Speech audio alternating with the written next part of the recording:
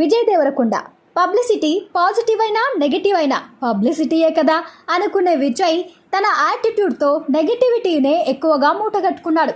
మొదట నటించిన 2 సినిమాలతోనే star image సొంతం చేసుకున్న ఈ రౌడీ హీరో వరుసగా వచ్చిన ఫ్లాప్స్తో చప్పబడిపోయాడు.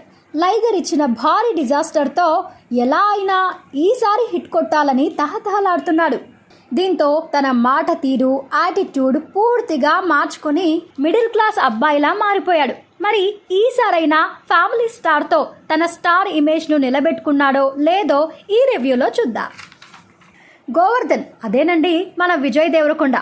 ఇతంది పక్కా మిడిల్ క్లాస్ ఫ్యామిలీ. 2 అన్నయ్యలు, వాళ్ళ పిల్లలు. ఆ బాధ్యత కూడా తనే తీసుకుంటాడు. వదినల్ని గౌరవంగా చూసుకుంటాడు. తన పెత్తనంతో ఇంటిని ఖర్చుల్ని అదుపులో పెట్టుకుంటాడు. ఫ్యామిలీ జోలికి ఎవరైనా వస్తే మాత్రం ఊరుకోడు. గోవర్ధన్ పెంట్ హౌస్లోకి ఇందు, అదే మన హీరోయిన్ మృణాల్ ఠాకూర్ అద్దెకొస్తోంది.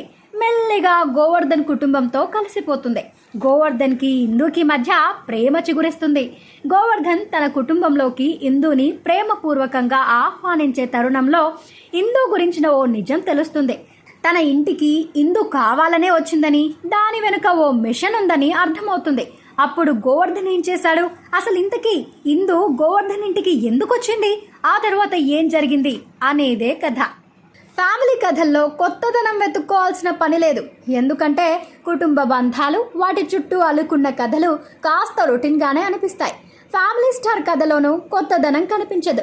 గీత గోవిందం లాంటి సింపుల్ కథని చాలా గొప్పగా ఆవిష్కరించి 100 కోట్లు కొట్టేశాడు పరశురామ్. కాబట్టి తనపై నమ్మకంతో కథ అటూ ఇటుగా ఉన్న విజయ్, దిల్ రాజు ఓకే చెప్పేసి ఉంటారు. కుటుంబ భారాన్నంతా మోస్తున్న ఓ చిన్న కొడుకు తన థీసిస్ కోసం ఇంటి డ్రామాని తన సొంత ప్రయోజనాల కోసం వాడుకున్న హీరోయిన్, ఇద్దరి మధ్య ప్రేమ, గొడవలు, కలుసుకోవడం, స్థూలంగా ఇది కథ. మాస్ ఇమేజ్ ఉన్న విజయ్ లాంటి హీరో కట్బనియన్ వేసుకుని, లుంగీ కట్టుకుని అటు ఇటు తిరగడం, ఆధార్ కార్డులు పట్టుకుని ఉల్లిపాయల కోసం క్యూలో నిలబడటం, ఇవన్నీ ఫ్యామిలీ ఆడియన్స్ని అట్రాక్ట్ చేస్తాయి. కాబట్టి తొలి సన్నివేశాలతో హీరో క్యారెక్టరైజేషన్తో పెద్దగా ఇబ్బంది ఉండదు. పైగా గోవర్ధన్ పాత్ర మెల్లిమెల్లిగా ప్రేక్షకులకు ఎక్కేస్తోంది కూడా. అయితే సినిమా అంటే క్యారెక్టరైజేషన్, కొన్ని సన్నివేశాలు మాత్రమే కాదు, సంఘర్షణ. ఆ సంఘర్షణే ఈ సినిమాలో లోపించింది.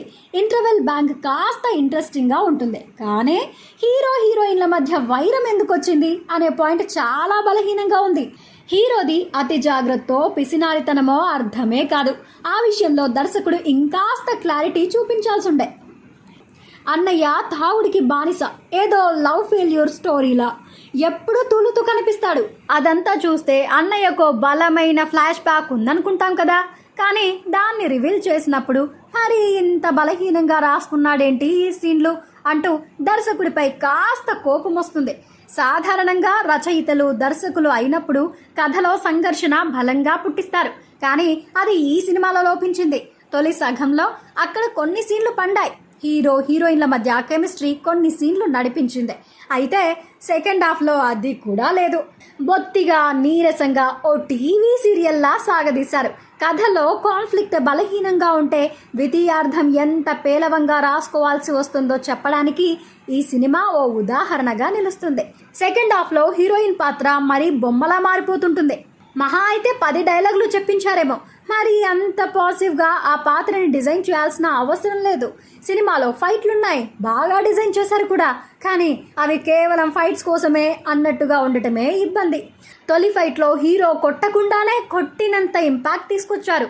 దాన్ని డిజైన్ చేసిన విధానం బాగుంది. కాకపోతే ప్రతి ఫైటు కావాలని ఇరికించిన ఫీలింగ్ కలుగుతుంది. జగపతి బాబు, విజయ్ల మధ్య కన్వర్జేషన్తో సినిమా అయిపోతుంది. కానీ ఆ తరువాత సినిమా మరో 20 నిమిషాలుంటుంది. కారణం మధ్యలో ఫైట్ ఇరికించడం. క్లైమాక్స్లో ఫైట్ ఉండాల్సిందే అని ఫిక్స్ అయి ఈ సీక్వెన్స్ ప్లాన్ చేశారేమో.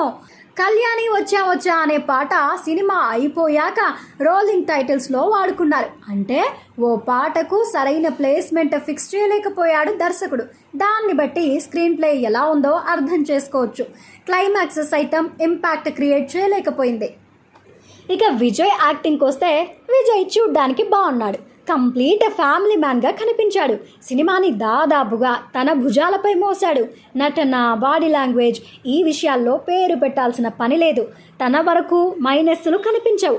మృణాల్ ఓకే అనిపిస్తుంది. సీతారామం లాంటి డెప్త్ ఉన్న క్యారెక్టర్ కాదు. కొన్ని ఫ్రేముల్లో విజయ్ కంటే పెద్దదానిలా కనిపించింది. సెకండ్ హాఫ్లో ఈ పాత్రని పూర్తిగా సైలెంట్ చేసేశాడు దర్శకుడు. అందుకే మృణాల్కి కూడా పూర్తిగా ఓపెన్ అయ్యే స్కోప్ లేకుండా పోయింది. జగపతి బాబు రొటీన్ రిచ్ డాడ్ పాత్రలో అలవాటైన ఎక్స్ప్రెషన్స్తో ఏదో లాగించేశాడు. వెన్నెల కిషోర్ ఉన్నా తన మార్క్ కామెడీ ఈ సినిమాలో కనిపించదు.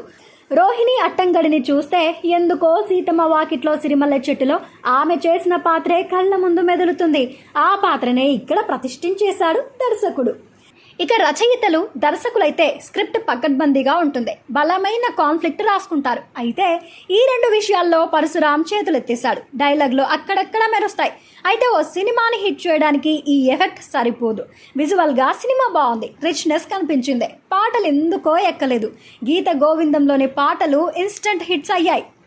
గోపి సుందర్ మ్యూజిక్ ఈ సినిమాలో పని చేయలేదు.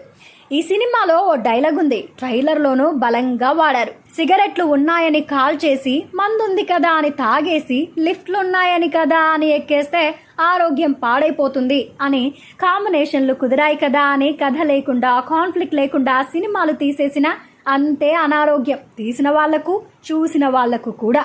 కామన్ మ్యాన్ గురించి చెప్పడానికి హీరోయిన్ ఓ పుస్తకం రాయడానికి చేసిన ప్రయత్నం, ఆ తర్వాత జరిగిన పరిణామాలే. మొత్తంగా కామన్ మ్యాన్ గురించి చెప్పడానికి హీరోయిన్ ఓ పుస్తకం రాయడానికి చేసిన ప్రయత్నం, ఆ తరువాత జరిగిన పరిణామాలే ఈ సినిమా.